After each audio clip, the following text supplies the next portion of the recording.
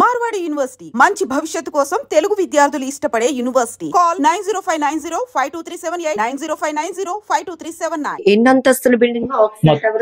మొత్తం 35 అంతస్తుల building madam. అది ఓనర్స్ చూడలే, చాలా మంది చూస్తున్నారు మేడం. నేను వాళ్ళందరినీ అబ్జర్వ్ చేయలేదు మేడం. నా చుట్టుపక్కల కూడా 10 మంది ఉన్నారు మేడం, వాళ్ళకి కావాల్సిన వాళ్ళు.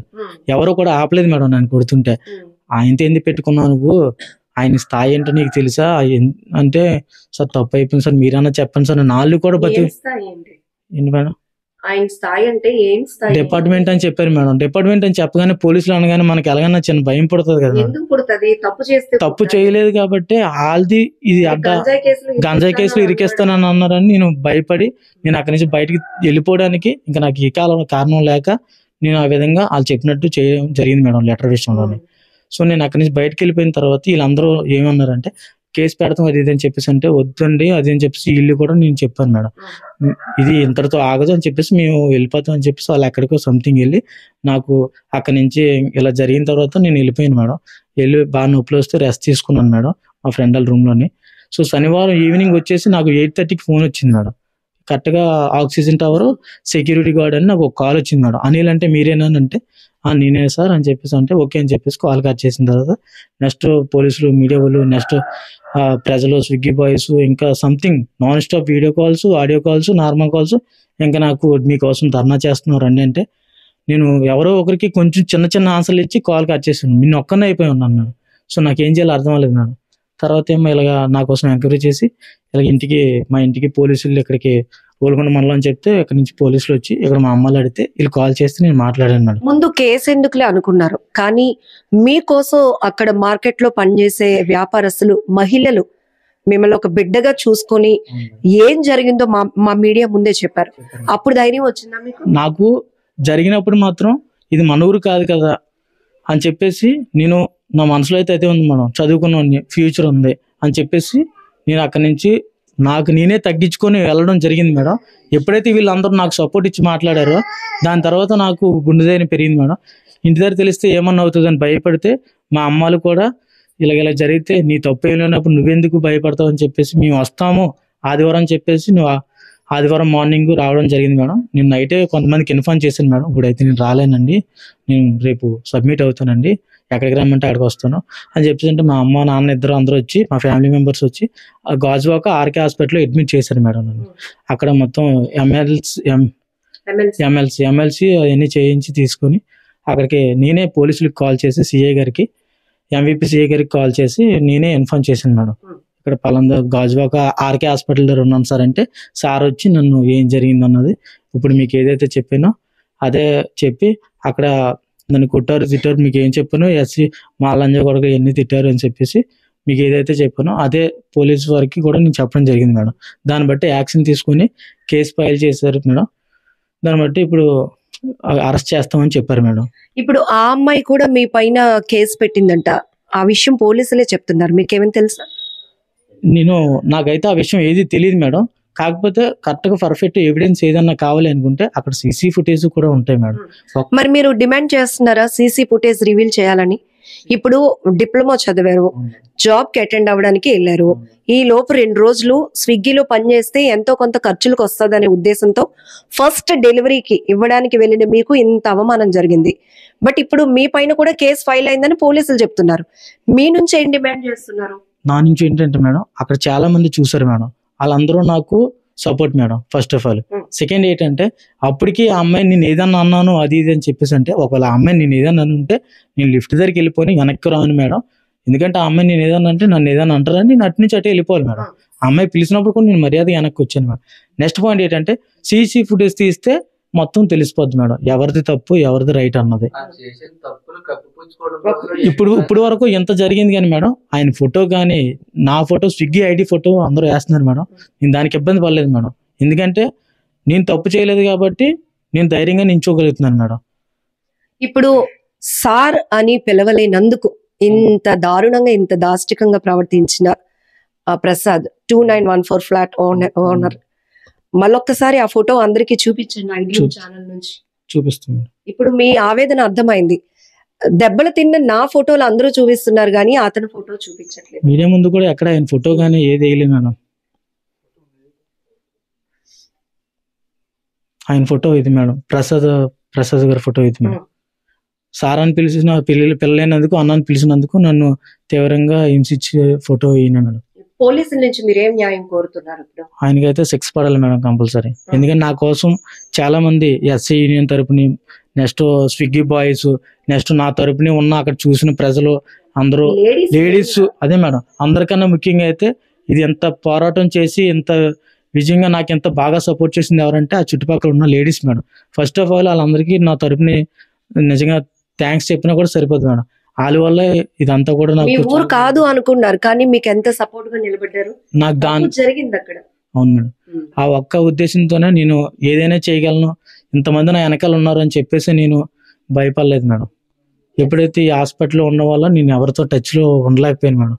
ఇదంతా అయిన తర్వాత పోలీసు వారు ఆ ఎఫ్ఐఆర్ ఇవన్నీ ఫైల్ చేసిన తర్వాత నేను దేనికైనా సరే చెప్పడానికి రెడీ అయ్యాను మేడం. కొన్ని చోట్ల స్విగ్గీ బాయ్స్ అంటే డెలివరీకి ఇవ్వాల్సిన బాయ్స్ కూడా కొంత ఇబ్బందికర సిచ్యువేషన్ క్రియేట్ చేస్తున్నారు, అవి ఉన్నాయి.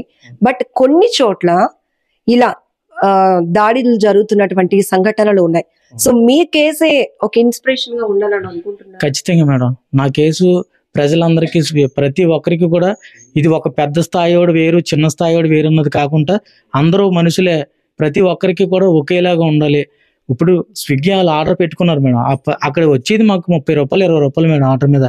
ఆయన మాకు 20 రూపాయలు 30 రూపాయలు ఇంకా మాకు ఏదో జరగక మేము అలాగే చేయాల్సి వస్తుంది కానీ తప్పించి మేడం, ఆయన పెద్ద స్థాయి అని చెప్పేసి కోటీశ్వర్లు అని చెప్పేసి మమ్మల్ని వీళ్ళకి హింసించి ఇష్టం వచ్చినట్టు క్యాస్ట్ పరంగా తిట్టడం అన్నది నాకు అయితే మరి ఆయన ఉద్యోగం కరెక్ట్ కాదు. అంటే డెలివరీ బాయ్స్ అంటే ఒక చిన్న చూపు ఉందా, మీరు చదువుకోలేని వాళ్ళు అలా అని?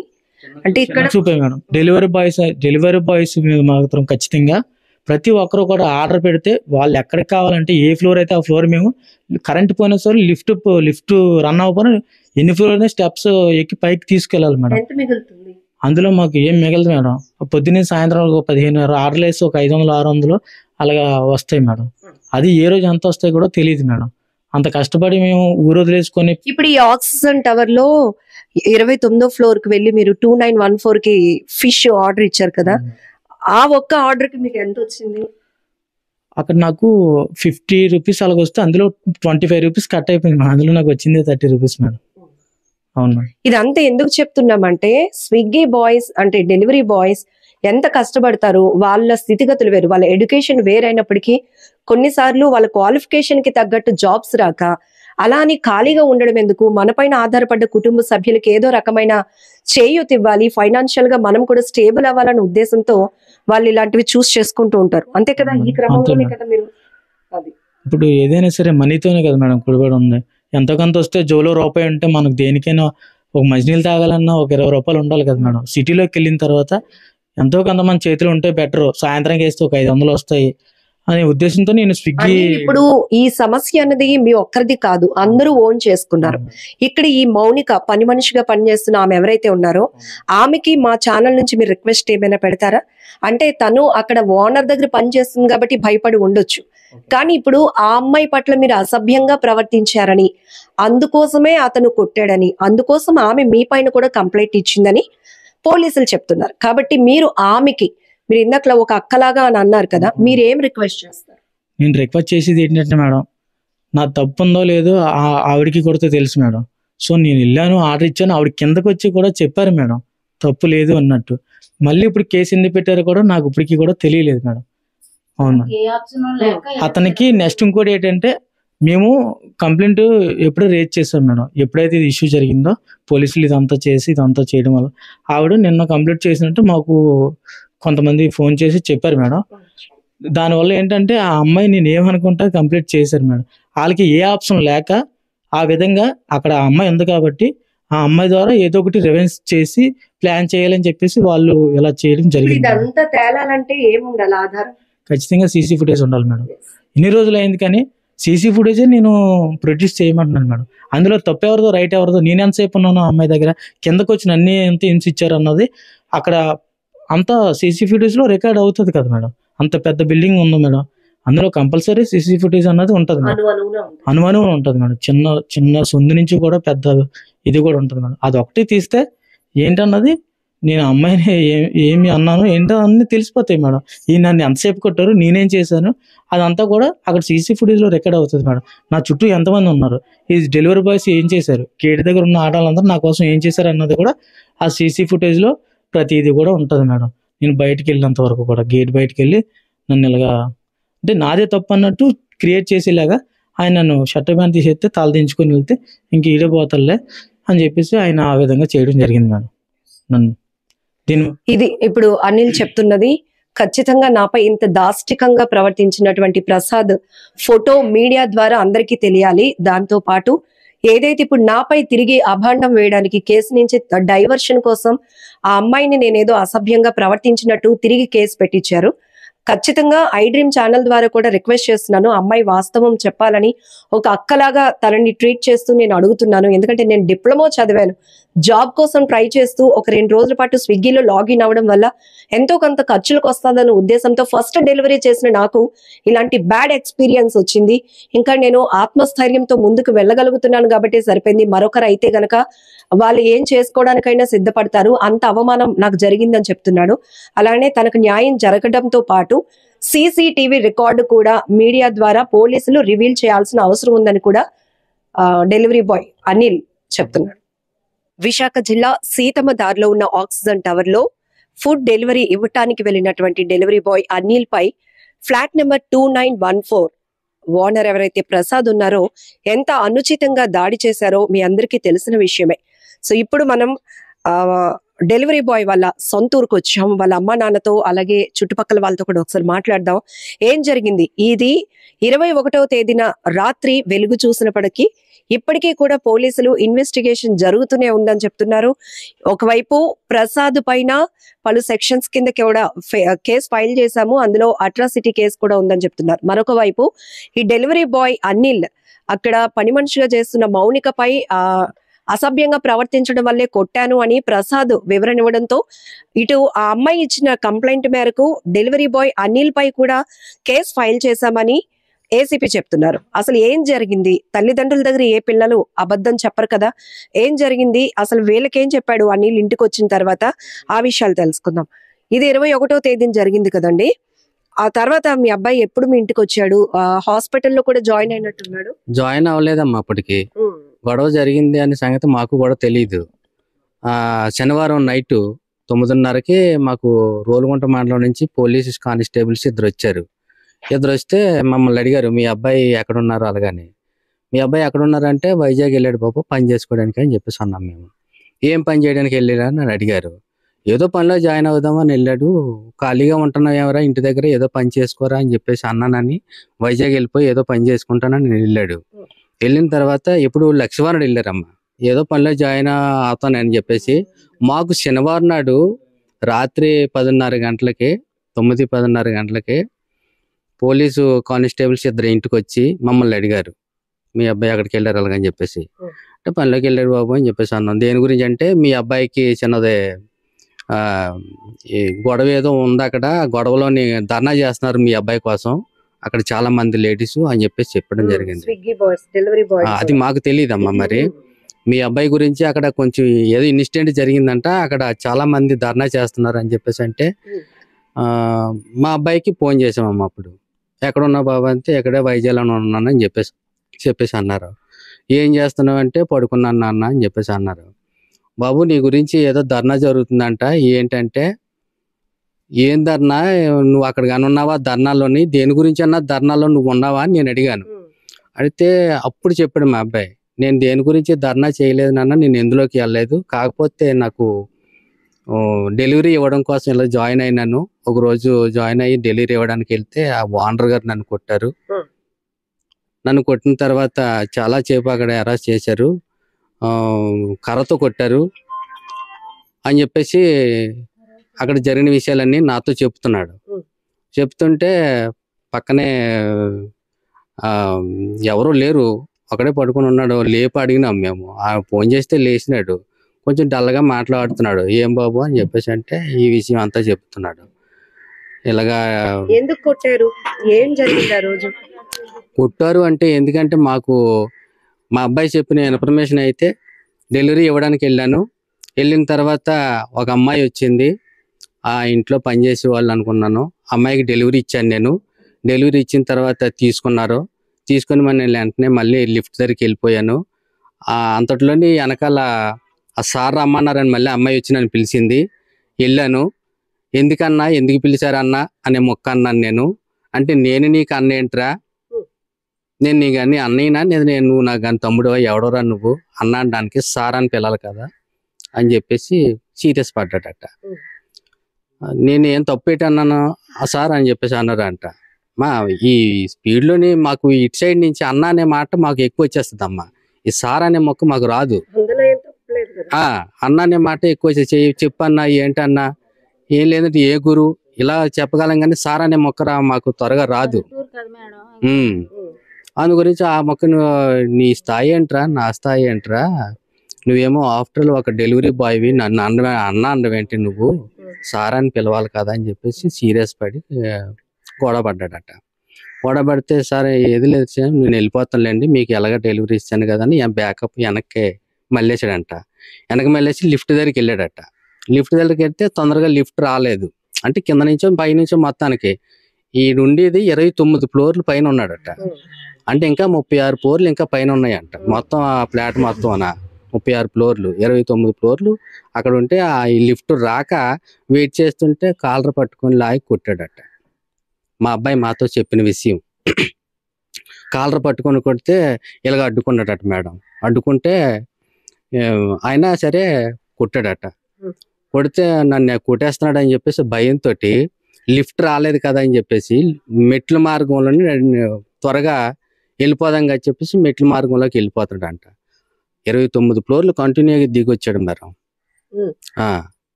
ఆయన కూడా ఆ 29 ఫ్లోర్లు దిగొస్తుంటే వెనకాల వెంటబడి సెక్యూరిటీ గార్డులతోటి ఈ వచ్చి కుర్రోడిని బ్లాక్ చేయండి, అక్కడ మీరు గేట్ వేయండి అని చెప్పేసి అన్నాడట.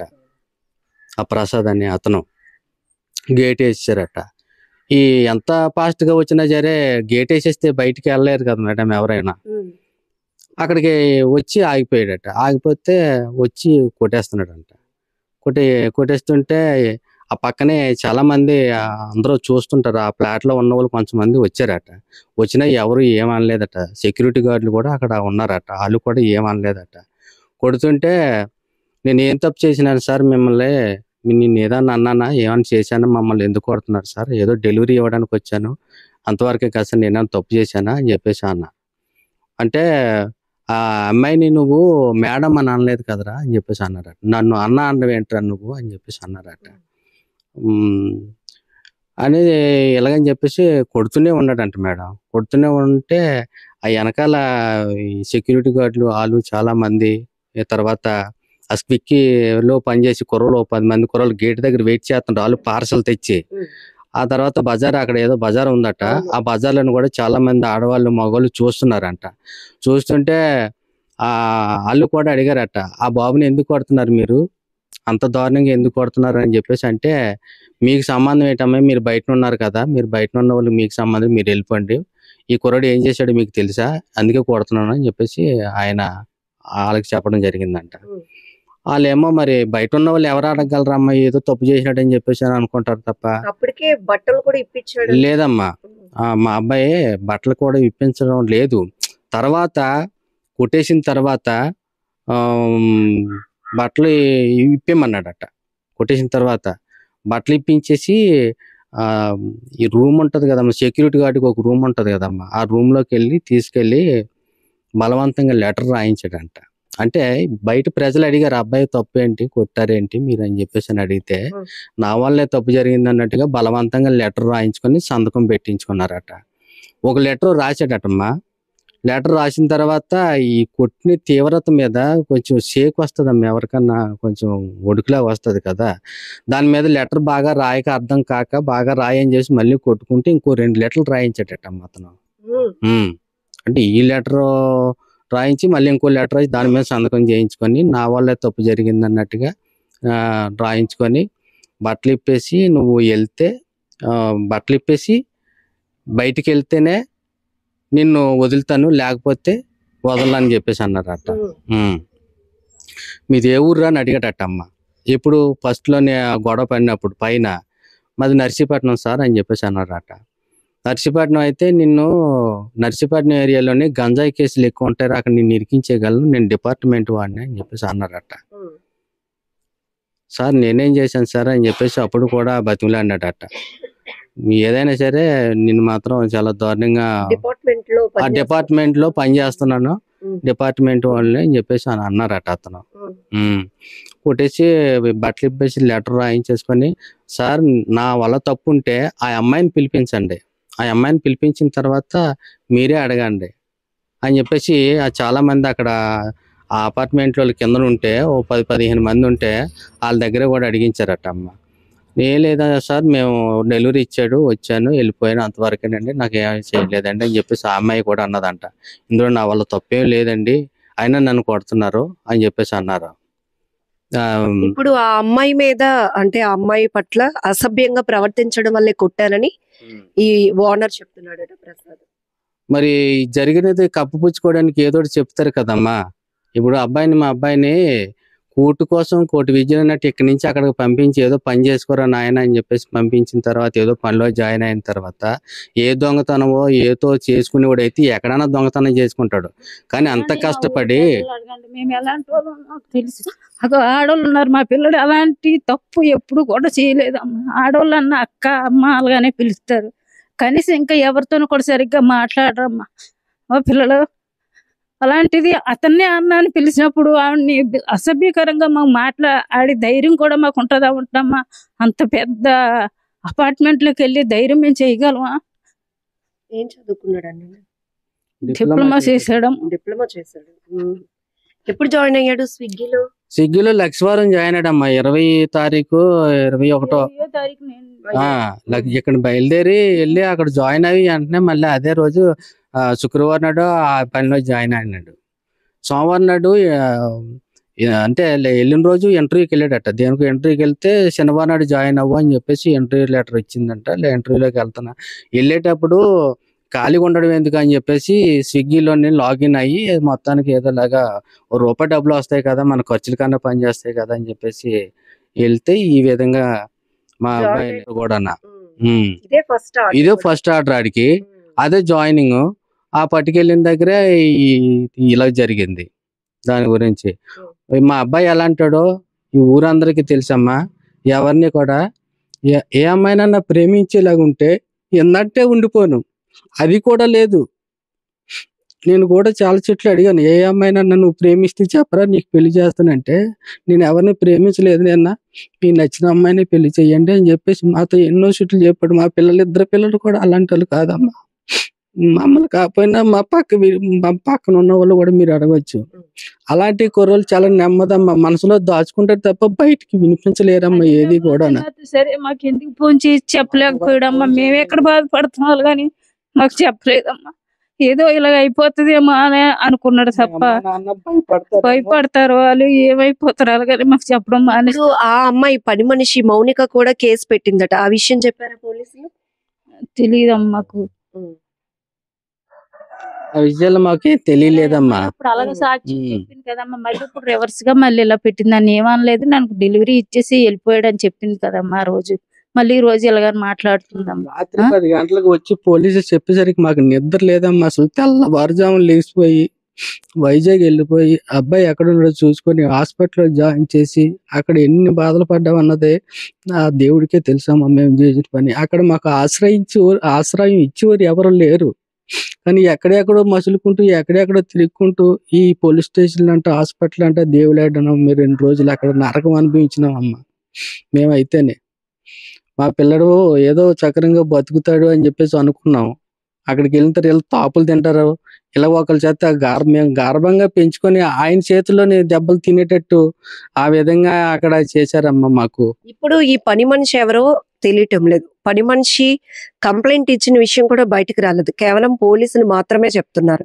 ప్రసాద్ పైన ఎలాగైతే కేసులు ఫైల్ చేశామో అలాగే డెలివరీ బాయ్ అనిల్ పై కూడా ఆ అమ్మాయి కేసు పెట్టింది, అసభ్యంగా ప్రవర్తించాడని చెప్పి.